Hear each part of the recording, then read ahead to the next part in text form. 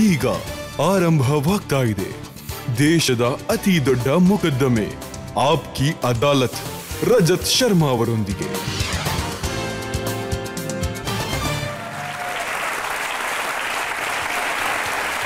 ನಮಸ್ಕಾರ, ಆಪ್ಕಿ ಅದಾಲತ್ಗೆ ನಿಮ್ಮೆಲ್ಲರಿಗೂ ಸ್ವಾಗತ. ಆಪ್ಕಿ ಅದಾಲತ್ನಲ್ಲಿ ಇವತ್ತು ನಮ್ಮ ಅತಿಥಿಯಾಗಿರೋರು ಒಬ್ಬ ಎಂಥ ವ್ಯಕ್ತಿ ಅಂತಂದ್ರೆ ಅವರು ತಮ್ಮ ಮಾತುಗಳಿಂದ, ತಮ್ಮ ಟಿವಿ ಅಪಿಯರೆನ್ಸ್ ಇಂದ ನಿಮ್ಮನ್ನೆಲ್ಲ ಸದಾ ನಗಿಸ್ತಾ ಇರ್ತಾರೆ. ಇವರದ್ದು ಎಂಥ ವ್ಯಕ್ತಿತ್ವ ಅಂತಂದ್ರೆ ಇವರು ತಮ್ಮ ಮಾತುಗಳಿಂದ ಜನರ ಮನಸ್ಸನ್ನ ಗೆದ್ದಿದ್ದಾರೆ, ಮತ್ತೆ ಭಾರತದ ಹೆಸರನ್ನ ಉನ್ನತ ಮಟ್ಟಕ್ಕೆ ಏರಿಸಿದ್ದಾರೆ. ಇವತ್ತಿನ ಮೊಕದ್ದಮೆಯನ್ನ ಶುರು ಮಾಡೋಣ ಬನ್ನಿ.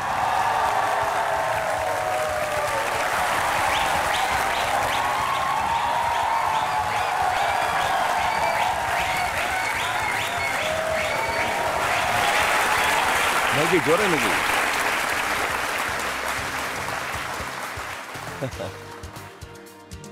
अगर अपनी तरफ देखूं तो कुछ नहीं पल्ले, उसकी रहमत और आपके प्यार को देखूं तो सिद्धू की बल्ले बल्ले बल्ले।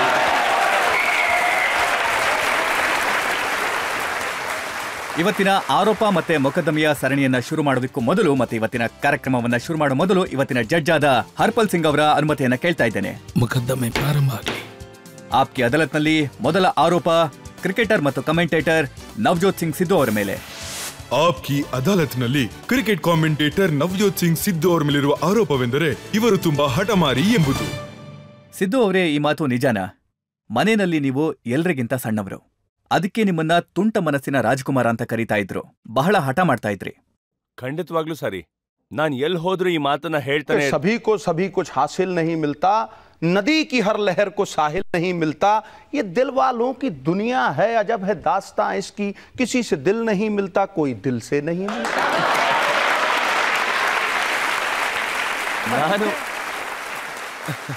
ನಾನಂತೂ ಎಲ್ಲೂ ಇದನ್ನ ಹೇಳೇ ಇಲ್ಲ ಅನ್ಕೊಳ್ಳಿ.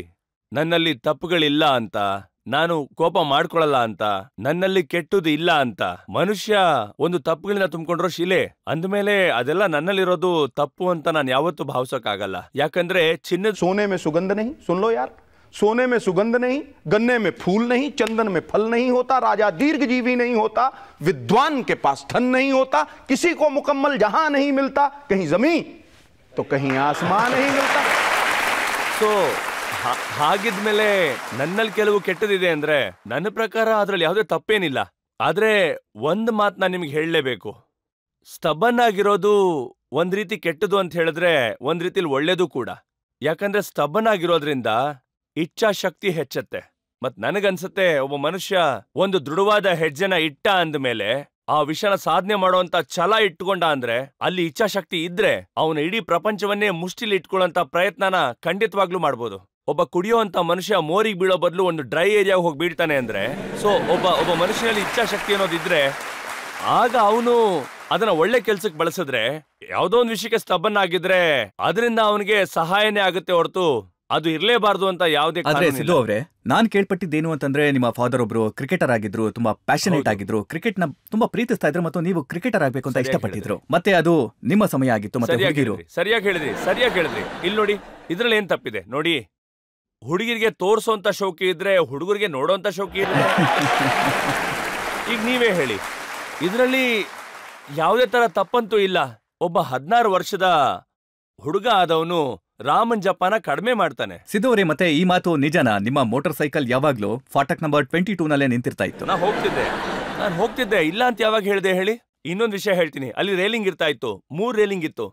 ಆ ರೇಲಿಂಗ್ ಮೇಲೆ ಇವತ್ತಿಗೂ ನನ್ನ ಕೈ ಗುರುತುಗಳು ಹಾಗೆ ಉಳ್ಕೊಂಡ್ಬಿಟ್ಟಿದೆ. ನೀವು ಇವತ್ ನೋಡಿದ್ರು ಆ ಕೈ ಗುರುತುಗಳು ಅಲ್ಲೇ ಕಾಣುತ್ತೆ. ಮತ್ತೆ ಅದ್ರ ಹಿಂದೆ ಒಂದು ಅಂಗಡಿ ಇತ್ತು, ಅದು ಮಿಠಾಯಿ ಅಂಗಡಿ, ಅದು ಪಾಜಿಯವ್ರ ಅಂಗಡಿ ಆಗಿತ್ತು. ಅಲ್ಲಿ ನಾವು ರ್ಯಾಕ್ ಹಿಂದೆ ಲಡ್ಡು ಜೋಡಿಸಿರುವಂತ ರ್ಯಾಕ್ ಹಿಂದೆ ಇರ್ತಾ ಇದ್ವಿ. ಅಲ್ಲೊಂದ್ ಸಣ್ಣದಾದ ಒಂದ್ ಜಾಗ ಇರ್ತಿತ್ತು. ನನ್ನ ಸ್ನೇಹಿತ ಒಬ್ಬ ಇದ್ದ, ಸರ್ಬ್ಜಿತ್ ಸಿಂಗ್ ರೋಜಿ. ಅವನು ಬರೀ ಅವ್ರು ಹಾಕಿದ ಬಟ್ಟೆ ನೋಡೇ ಹೇಳ್ಬಿಡ್ತಾ ಇದ್ದ ಇದು ಯಾರು ಬರ್ತಾ ಇದಾರೆ ಅಂತ. ಈಗ ನೀವ್ ಹೇಳಿದ ಮಾತನ್ನ ನಾನು ಖಂಡಿತವಾಗ್ಲೂ ಒಪ್ಕೋತೀನಿ. ಇನ್ನೊಂದ್ ಮಾತನ್ನು ಒಪ್ಕೋತೀನಿ. ನನ್ನ ತಂದೆ ನನ್ನನ್ನ ತುಂಬಾನೇ ಪ್ರೀತಿ ಮಾಡ್ತಾ ಇದ್ರು. ಅವ್ರ ತಂದೆ ಹೆಸರನ್ನ ಅಂದ್ರೆ ನನ್ನ ತಾತನ ಹೆಸರನ್ನ ನನಗ್ ಕೊಡ್ಬೇಕು ಅಂತ ಅನ್ಕೊಂಡಿದ್ರು. ಆದ್ರೆ ಅವ್ರಿಗೆ ಅವರ ಹೆಸರಿಗೆ ಯಾವುದೇ ಕಳಂಕ ಬರಬಾರ್ದು ನನ್ನಿಂದ ಅನ್ನೋದಷ್ಟೇ ಅವ್ರ ತಲೆಯಲ್ಲಿತ್ತು. ಹಾಗಾಗಿ ನನಗೆ ಆ ಒಂದು ಪುಷ್ ಇತ್ತು, ನಾನು ಕ್ರಿಕೆಟ್ ಆಡಬೇಕು, ಆ ಹೆಸರನ್ನ ಉಳಿಸ್ಬೇಕು ಅನ್ನೋದು. ಅದು ನನ್ನ ತಂದೆ ಒಂದು ಕನ್ಸಾಗಿತ್ತು. ಅದನ್ನ ನಾನು ಪೂರ್ತಿ ಮಾಡ್ಲೇಬೇಕಿತ್ತು. ಕನ್ಸು ಒಂದ್ ನಿಮಿಷ ಮುಗಿಸ್ತೀನಿ ನೋಡಿ. ಮಂಜಿಲೆ ಉನ್ಕೋ ಮಿಲ್ತಿ ಹೈ, मंजिलें ಇಲ್ಲಿ ತುಂಬಾ ಯುವಕರಿದ್ದೀರಾ. मंजिलें उनको मिलती हैं जिनके सपनों में जान होती है. अरे पंखों से कुछ नहीं होता, हौसलों से उड़ान है. ಸೊ ಆ ಒಂದು ವಿಷಯ ಒಳಗಡೆ ಇತ್ತು, ಕುದಿತಾ ಇತ್ತು ಒಳಗಡೆ. ನಿನ್ ಕೈಯಲ್ಲಿ ಆಗುತ್ತೋ ಇಲ್ವೋ ಅದು ಬೇಕಾಗಿಲ್ಲ, ಆದ್ರೆ ನಿನ್ನ ತಂದೆ ಕನಸು ನೀನು ಪೂರ್ಣ ನೀವು ಮಾಡಲೇಬೇಕು. ಕ್ರಿಕೆಟ್ ನ ಪ್ರಾಕ್ಟೀಸ್ ಮಾಡ್ಬೇಕಾದ್ರೆ ನಿಮ್ಮನ್ನ ಬಲವಂತವಾಗಿ ಮೈದಾನಕ್ಕೆ ಕಳಿಸ್ತಾ ಇದ್ರು. ಮತ್ತೆ ನಿಮ್ಮ ತಂದೆ ದಡದಲ್ಲಿ ಕೂತು ನಿಮ್ಮ ಮೇಲೆ ಯಾವಾಗ್ಲೂ ಒಂದು ಕಣ್ಣನ್ನ ಇಟ್ಟಿರ್ತಾ ಇದ್ರು. ಖಂಡಿತವಾಗ್ಲು ಅದ್ ನಿಜವಾದ ಮಾತೆ. ಆದ್ರೂ ನಾನು ಬದಲಾಗ್ಲಿಲ್ಲ. ಹುಲಿ ಯಾವತ್ತೂ ಹುಲ್ಲನ್ನ ತಿನ್ನೋದಿಲ್ಲ.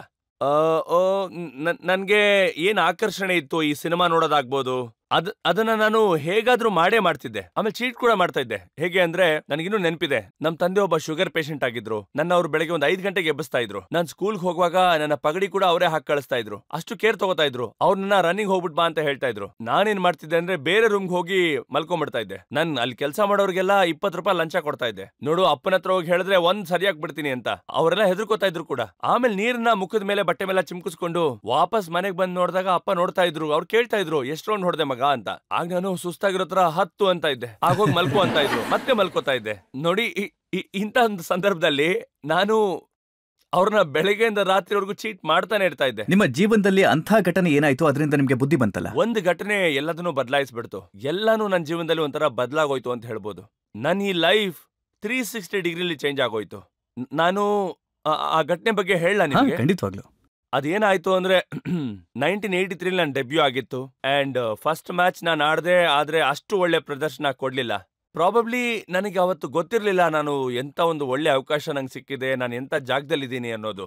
ಅದಾದ್ಮೇಲೆ ನನ್ನನ್ನ ಆ 55 ಜನರಲ್ಲೂ ಕೂಡ ಒಬ್ಬನಾಗಿ ಇಟ್ಕೊಂಡಿರ್ಲಿಲ್ಲ.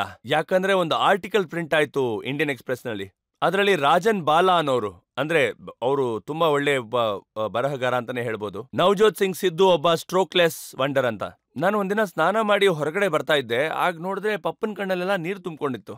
ಅದು ನನ್ಗೆ ತುಂಬಾ ಶಾಕಿಂಗ್ ಆಗಿತ್ತು. ಯಾಕಂದ್ರೆ ನಾನು ಯಾವತ್ತೂ ಅವ್ರನ್ನ ಆತರ ಒಂದು ಕಂಡೀಷನ್ ಅಲ್ಲಿ ನೋಡೇ ಇರ್ಲಿಲ್ಲ. ಸೊ ನಾನು ಅವ್ರನ್ನ ಇಗ್ನೋರ್ ಮಾಡಿ ಬೇರೆ ಒಂದು ರೂಮ್ ಒಳಗಡೆ ಹೋಗ್ಬಿಟ್ಟೆ. ಅವರು ಅಡ್ವೊಕೇಟ್ ಜನರಲ್ ಆಗಿದ್ರು ಈ ನಮ್ಮ ಪಂಜಾಬ್ಗೆ. ಅವ್ರಿಗೆ ಆಫೀಸ್ಗೆ ಹೋಗ್ಲೇಬೇಕಿತ್ತು. ಅವರು ಚಂಡೀಗಢ್ಗೆ ಹೋಗ್ಬೇಕು ಅಂತ ಹೊರಟ್ರು. ನಾನು ಸೀದಾ ಓಡ್ ಬಂದು ಅವ್ರು ಏನ್ ಓದ್ತಾ ಇದ್ರು ಅಂತ ದಿಮ್ ಕೆಳಗಡೆ ಹೇಳ್ಕೊಂಡು ನೋಡಿದ್ರೆ ಇಂಡಿಯನ್ ಆರ್ಟಿಕಲ್ ಅಲ್ಲಿ ಪ್ರಿಂಟ್ ಆಗಿತ್ತು, ನವಜೋತ್ ಸಿಂಗ್ ಸಿದ್ದು ಒಬ್ಬ ಸ್ಟ್ರೋಕ್ಲೆಸ್ ವಂಡರ್ ಅಂತ. ಆಗಂತೂ ನಂಗೆ ತಲೆನೇ ಕೆಟ್ಟ ಹೋಗಿತ್ತು. ನೋಡಿ, ಪ್ರೆಸ್ ಅಲ್ಲಿ ತುಂಬಾನೇ ತಾಕತ್ತಿದೆ. ನಿಮ್ಮಲ್ಲಿ ತುಂಬಾ ತಾಕತ್ತಿದೆ ಸರ್. ನೀವು ಸತ್ತು ಮಲಗಿರುವಂತ ವ್ಯಕ್ತಿಗೆ ಜೀವ ಕೊಡ್ಬಲ್ರಿ, ಮತ್ ನನ್ನಂತ ಜೀವಂತವಾಗಿ ಚೆನ್ನಾಗಿ ಓಡಾಡ್ಕೊಂಡ್ರವನ್ನ ಮುರಿದು ಮೂಲೆಗೆ ಹಾಕ್ಬಲ್ರಿ. ನಾನು ಹೇಳ್ತಾ ಇದೀನಿ, ಈ ಮಾತಂತೂ ಸತ್ಯ. ಪ್ರೆಸ್ ಅಲ್ಲಿ ತಾಕತ್ತಿದೆ, ಒಂದ್ ರೀತಿ ಇರ್ಬೇಕು ಕೂಡ. ಸೊ ನವಜೋತ್ ಸಿಂಗ್ ಸಿದ್ದು ನ್ಯೂಸ್ ಅಲ್ಲಿದ್ರು. ಆದ್ರೆ ಆ ಕಣ್ಣೀರು ತುಂಬಿಕೊಂಡಿದ್ದ ಹನಿಗಳೇನಿತ್ತಲ್ಲ, ಆ ಮುಖ ನೆನ್ಪಿತ್ತಲ್ಲ, ಅದು ನನ್ ಕಣ್ಣಿಂದ ಹೋಗ್ಲೇ ಇಲ್ಲ. ಅದನ್ನ ನಾನು ಅಲ್ಲೇ ಅಂಟಿಸ್ದೆ. ಒಂದು ನೀಟಾಗಿ ಕಟ್ ಮಾಡಿ ಆರ್ಟಿಕಲ್ನ ನನ್ನ ರೂಮಲ್ಲಿ ಅಂಟಿಸ್ಕೊಂಡೆ. ಆ ವಾರ್ಡ್ರೋಬ್ ಮೇಲೆ ಅಂಟಿಸಿ ಅದನ್ನ ನನ್ನ ಜೀವನದಲ್ಲಿ ಮೊದಲನೇ ಸಾರಿ ನನಗೆ ಗೊತ್ತಿರೋ ಒಬ್ರು ಹೇಳ್ತಾ ಇದ್ರು, ಒಂದ್ ವೇಳೆ ಯಾರಾದ್ರೂ ಒಬ್ರು ಸೇಕ್ರೆಡ್ ವಾವ್ಸ್ ನ ತಗೋಬೇಕು ಅಂದ್ರೆ ಆಗ ಪ್ರತಿಜ್ಞೆ ಮಾಡ್ಬೇಕು, ಈ ಅಂಗೈನಲ್ಲಿ ನೀರ್ನ ಇಟ್ಕೊಂಡು ಭಗವಂತನ ಹೆಸರಲ್ಲಿ ಪ್ರಾರ್ಥನೆ ಮಾಡ್ಬೇಕು ಅಂತ. ನನ್ನ ಕಣ್ಣಲ್ಲಿ ತುಂಬಾನೇ ನೀರಿತ್ತು ಅವತ್ತು. ಆ ಕಣ್ಣೀರ್ನ ನಾನು ನನ್ನ ಕೈ ತುಂಬಾ ತುಂಬಿಕೊಂಡು ಅವತ್ತು ಆ ಸೇಕ್ರೆಡ್ ವಾವ್ ನಾನು ತಗೊಂಡೆ. ಅವತ್ತಿಂದ ಬೆಳಗ್ಗೆ 4 ಗಂಟೆಗೆ ಎದ್ದೇಳ್ತಾ ಇದ್ದೆ. ಅಲಾರ್ಮ್ ಇಲ್ಲ, ವೇಕಪ್ ಕಾಲ್ ಇಲ್ಲ. ನಾನೇ ಕೆಲ್ಸದವನ್ನ ಗ್ರೌಂಡ್ ಕರ್ಕೊಂಡು ಹೋಗ್ತಾ ಇದ್ದೆ. ಪಿಚ್ಗೆ ನೀರನ್ನ ಕೂಡ ಹಾಕ್ತಾ ಇದ್ದೆ, ರೋಲರ್ ಹಾಕ್ತಾ ಇದ್ದೆ. ಮತ್ತೆ ಇಡೀ ದಿನ ನಾನು ಗ್ರೌಂಡ್ ನಲ್ಲೇ ಇರ್ತಾ ಇದ್ದೆ. ಆವತ್ತಿಂದ ನಾನು ಒಂದು ದಿನ ಕೂಡ ಹುಡುಗಿರ್ನ ನೋಡಕ್ ಹೋಗ್ಲಿಲ್ಲ, ಗ್ರೌಂಡ್ ನಿಂದ ಹೊರಗೆ ಹೋಗ್ಲಿಲ್ಲ, ಹುಡುಗರ್ನ ಮೀಟ್ ಮಾಡಕ್ ಹೋಗ್ಲಿಲ್ಲ, ಫಿಲ್ಮ್ ನೋಡಕ್ ಹೋಗ್ಲಿಲ್ಲ. ಒಂದು ದಿನ ಕೂಡ ನಾನು ಪಾರ್ಟಿಗೆ ಹೋಗ್ಲಿಲ್ಲ. ಒಂದು ದಿನದಲ್ಲಿ ನಾನು 300 ಸಿಕ್ಸರ್ಗಳನ್ನ ಹೊಡಿತಾ ಇದ್ದೆ. 300 ಸಿಕ್ಸರ್. ಆಮೇಲೆ ಅದು ಹೇಗೆ ನನ್ನ ಹೆಸರು ಸೇರ್ಕೊಂತು ಅಂತ ನಿಮ್ಗೆ ಆಮೇಲೆ ಎಕ್ಸ್ಪ್ಲೇನ್ ಮಾಡ್ತೀನಿ. 300 ಸಿಕ್ಸರ್ಗಳನ್ನ ಹೊಡಿತಾ ಇದ್ದೆ ನಾನು. ಆಮೇಲೆ ಅದಾದ ನಂತರ ನಿಮ್ಮ ಹೆಸರಾಯ್ತು ಸಿಕ್ಸರ್ ಸಿದ್ದು. ಅದನ್ನ ಹಿಂದಿಲ್ ಟ್ರಾನ್ಸ್ಲೇಟ್ ಮಾಡಿದ್ರೆ ಚಕ್ಕಾ ಸಿದ್ದು ಅಂತ ಆಗ್ಬಿಡ್ತಾ ಇತ್ತು. ಅದಕ್ಕೆ ನಾನು ಅದನ್ನ ಹೇಳಿಲ್ಲ ನಿಮ್ಗೆ. ಅದರಿಂದ ನನಗೆ ಆಗ ತುಂಬಾನೇ ಕಷ್ಟ ಆಗ್ತಾ ಇತ್ತು. 300 ಸಿಕ್ಸರ್ಗಳನ್ನ ಹೊಡಿತಾ ಇದ್ದೆ ಪ್ರತಿದಿನ. ಅದಕ್ಕೆ ತುಂಬಾನೇ ಶ್ರಮ ಬೇಕು. ಕೈಯಲ್ಲೆಲ್ಲ ಬೊಬ್ಬೆಗಳಾಗ್ಬಿಡ್ತಾ ಇತ್ತು, ರಕ್ತ ಬರೋದಕ್ಕೆ ಶುರು ಆಗ್ತಿತ್ತು. ಅದಕ್ಕೂ ನನ್ನ ಹತ್ರ ಎಕ್ಸ್ಟ್ರಾ ಗ್ಲೌಸ್ ಗಳನ್ನ ಇಟ್ಕೊಂಡಿದ್ದೆ. ಮತ್ತೆ ಹೊಡಿಯಕ್ ಶುರು ಮಾಡ್ತಾ ಇದ್ದೆ. ಅಲ್ಲಿ ಮುಗಿಸಿ ನಾನು ಮತ್ತೆ ಮನೆಗೆ ಬರ್ತಾ ಇದ್ದೆ. ಮನೇಲಿ ಕೂಡ ಒಂದು ಪಿಚ್ ನ ರೆಡಿ ಮಾಡಿ ಇಟ್ಕೊಂಡಿದ್ದೆ ಬ್ಯಾಕ್ ಯಾರ್ಡ್ ಅಲ್ಲಿ. ನಮ್ಮ ಮನೆ ಸ್ವಲ್ಪ ತುಂಬಾ ದೊಡ್ಡದು. ಅಲ್ಲಿ ಹ್ಯಾಲೋಜನ್ ಲ್ಯಾಂಪ್ ಹಾಕಿದ್ರು ಕೂಡ. ರಾತ್ರಿ ಹೊತ್ತು ಚಾಕ್ಲೇಟ್, ನನ್ನ ಹತ್ರ ಎಷ್ಟು ಪಾಕೆಟ್ ಮನಿ ಇರ್ತಾ ಇತ್ತು ಎಲ್ಲದಕ್ಕೂ ಚಾಕ್ಲೇಟ್ ತಂದು ಅಕ್ಕಪಕ್ಕದ ಮನೆಯವ್ರಿಗೆ ಕೊಟ್ಟು ಅವ್ರ ಹತ್ರ ಬೌಲಿಂಗ್ ಮಾಡಿಸ್ತಾ ಇದ್ದೆ. ಅವ್ರಿಗೆ ಸಾಕಾಗೋವರೆಗೂ ಅವ್ರು ನನಗೆ ಬೌಲಿಂಗ್ ನ ಮಾಡ್ತಾ ಇದ್ರು. ರಾತ್ರಿ 11, 12 ಆದ್ರೂ ಕೂಡ ಕೆಲವು ಸರಿ ಊಟ ಮಾಡ್ತಾ ಇದ್ದೆ, ಕೆಲವು ಸರಿ ಪ್ಯಾಡ್ ಹಾಕೊಂಡೆ ಮಲಗ್ಬಿಟ್ಟಿರ್ತಾ ಇದ್ದೆ. ಮತ್ತೆ 4 ಗಂಟೆಗೆ ಎದ್ದು ಪ್ರಾಕ್ಟೀಸ್ ಮಾಡ್ತಾ ಇದ್ದೆ.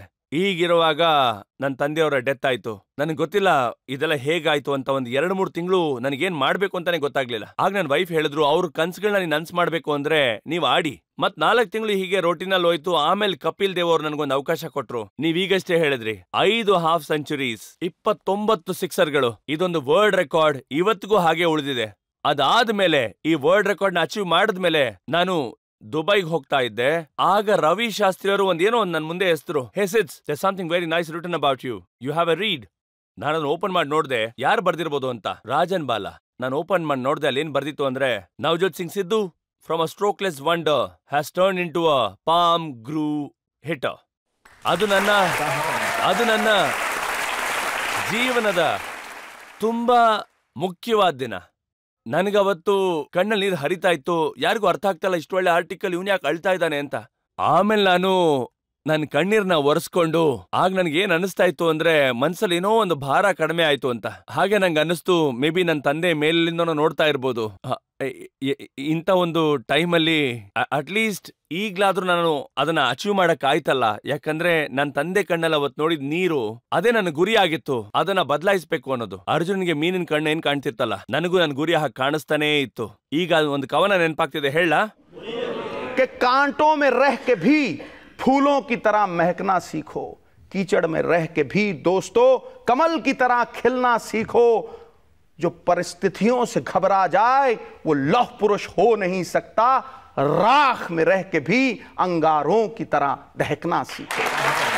ಸೊ ಕಷ್ಟ ಅನ್ನೋದು ಬರ್ತಾನೆ ಇರುತ್ತೆ. ಆದ್ರೆ ನನಗನ್ಸುತ್ತೆ ನನಗೆ ತುಂಬಾ ಹೆಮ್ಮೆ ತಂದುಕೊಟ್ಟ ದಿನ ಅದು ಅಂತ. ಸಿದ್ದು ಅವರೇ, ನೀವೇ ಒಪ್ಕೊಂಡ್ರಿ ನೀವು ತುಂಬಾ ಹಠಮಾರಿ ಆಗಿದ್ರಿ ಅಂತ. ಮತ್ತೆ ನೀವೇ ಹೇಳಿದ್ರಿ ಹೇಗೆ ನೀವು ನಿಮ್ಮ ಹಠಮಾರಿತನನ ಬಿಟ್ರಿ, ಮತ್ತೆ ಹೇಗೆ ಬದಲಾದ್ರಿ, ಕರಿಯರ್ ಅನ್ನ ತುಂಬಾ ಚೆನ್ನಾಗಿ ಮಾಡ್ಕೊಂಡ್ರಿ ಅಂತ. ಆದ್ರೆ ಆರೋಪಗಳ ಪಟ್ಟಿ ತುಂಬಾ ದೊಡ್ಡದಿದೆ. ಸರ್, ನೀವು ಎಳಿತಾನೆ ಇರಿ, ನಾನು ಎಳಿಸ್ಕೊಳ್ಳೋದಕ್ಕೆ ತಯಾರಾಗಿದ್ದೀನಿ. ಸತ್ಯ ಎಲ್ರೂ ಮುಂದೆ ಗೊತ್ತಾಗ್ಲಿ, ಅದೇ ಸರ್ವಶ್ರೇಷ್ಠ. ತಪ್ಪು ಇದೆ ಅಂದ್ರೆ ನಾನು ಖಂಡಿತವಾಗ್ಲೂ ತಲೆ ಬಾಗಿಸ್ತೀನಿ. ಆದ್ರೆ ತಪ್ಪಿಲ್ಲ ಅಂದ್ರೆ ನಾನು ಗಟ್ಟಿಯಾಗಿ ನಿಂತು ವಾದ ಮಾಡ್ತೀನಿ. ನಾವೀಗ ಒಂದು ಬ್ರೇಕ್ ತಗೊಳ್ಳೋಣ. ಬ್ರೇಕ್ ನಂತರ ಮತ್ತೆ ಬರೋಣ. ನವಜೋತ್ ಸಿಂಗ್ ಸಿದ್ದು ಅವರ ಮೇಲೆ ಹೊಸ ಆರೋಪ ಮತ್ತೆ ಪ್ರಶ್ನೆಗಳ ಸಮೇತ. ನಾನು ಹೇಳೋದಂದ್ರೆ, ನಾನೇ ರಸಗುಲ್ಲ ತಗೊಂಬಂದಿದ್ದು, ನೀವೆಲ್ಲ ತಿನ್ಲಿ ಅಂತ. ನೀವು ನನ್ ರಸಗುಲ್ಲನ ನಾನೇ ತಿನ್ಬಾರ್ದು ಅಂತ ಹೇಳ್ತಾ ಇದ್ದೀರಾ. ಅವಾಗ ನಾನೇನ್ ಮಾಡ್ದೆ ಹೇಳಿ, ಒಂದ್ ಪಟ್ ಅನ್ಕೊಟ್ಟೆ, ಸರಿಯಾಗಿ ಬಿಟ್ಟೆ, ಒಂದು ಧಮ್ ಅಂತ ಬೀಳೋ ತರ. ಒಬ್ಬ ಮನುಷ್ಯ ಕುದುರೆ ಮೇಲಿಂದ ಬಿದ್ರು ಎದ್ದೊಳ್ಬೋದು, ಆದ್ರೆ ತನ್ನ ಕಣ್ಣಿಗೆ ತಾನೇ ಸಿಕ್ಕದ ಅಂದ್ರೆ ಎದ್ದೊಳಕ್ಕಾಗಲ್ಲ.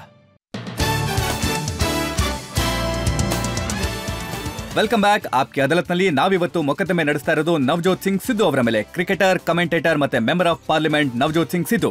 ಆಪ್ಗೆ ಅದಾಲತ್ನಲ್ಲಿ ಮುಂದಿನ ಆರೋಪ ನವಜೋತ್ ಸಿಂಗ್ ಸಿದ್ದು ಅವರ ಮೇಲೆ. ಆಪ್ಕಿ ಅದಾಲತ್ನಲ್ಲಿ ಕ್ರಿಕೆಟ್ ಕಾಮೆಂಟೇಟರ್ ನವಜೋತ್ ಸಿಂಗ್ ಸಿದ್ದು ಅವರ ಮೇಲಿರುವ ಆರೋಪವೆಂದರೆ, ಇವರಿಗೆ ತುಂಬಾ ಬೇಗ ಸಿಟ್ಟು ಬರುತ್ತದೆ ಎಂಬುದು. ಸಿದ್ದು ಅವರೇ, ನೀವು ಎಷ್ಟು ನಗ್ತೀರಾ ಅಂತಂದ್ರೆ, ಆನೆದಂತ ತಿನ್ನೋದಿಕ್ಕೆ ಬೇರೆ ಇದೆ ಮತ್ತೆ ತೋರ್ಸೋದಿಕ್ಕೆ ಬೇರೆ ಅಂತ.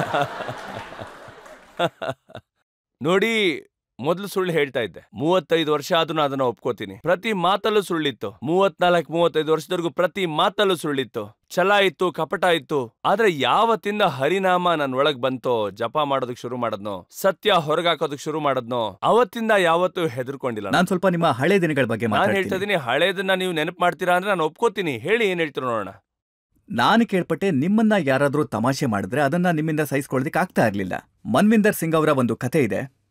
ಅವರು ತಮಾಷೆಗೇನೋ ಒಂದು ಮಾತನ್ನ ಹೇಳಿಬಿಟ್ರು ನಿಮ್ ಬಗ್ಗೆ. ಆದ್ರೆ ನೀವು ಬಿಸಿ ಟೀ ಇರುವಂತ ಕಪ್ಪನ್ನ ತಗೊಂಡು ಅವ್ರನ್ನ ಓಡಿಸ್ಕೊಂಡ್ರಿ. ನಾನು ಓಡಿರ್ಲಿಲ್ಲ, ಅದನ್ನ ಬಿಸಾಕಿದ್ದೆ ಅವ್ರ ಮೇಲೆ. ನಾನು ಎಸ್ತಿದ್ದೆ, ಆದ್ರೆ ಅವ್ರು ತಪ್ಪಿಸ್ಕೊಂಡ್ಬಿಟ್ಟಿದ್ರು. ಆದ್ರೆ ನನ್ನ ಮುಂದೆ ಮತ್ತೆ ಅವ್ರ ಅದನ್ನ ಮಾತಾಡಿದ್ರೆ ನಾನು ಮತ್ತೆ ಅವ್ರ ಮೇಲೆ ಅದನ್ನ ಎಸಿತಾ ಇದ್ದೆ.